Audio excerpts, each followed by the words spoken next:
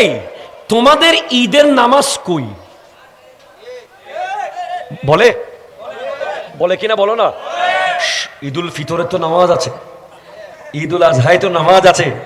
ওরে বোকা, ঈদে মিলাদুন নবীর নামাজ কই? যখন কোনো যুক্তিতে পারে না এটা মারে।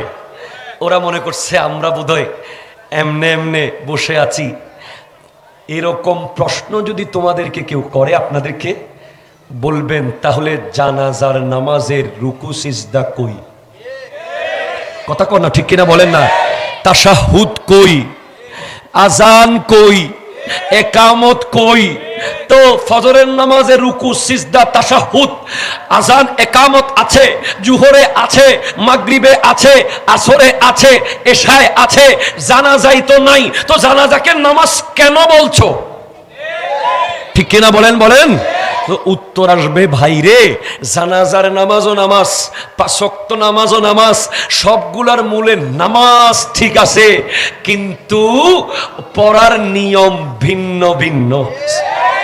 তো ঈদুল ফিতরও ঈদ, ঈদুল আজহাও ঈদ, ঈদুল আরাফাও ঈদ, ঈদুল জুমাও ঈদ, ঈদে মিলাদুন নবীও ঈদ।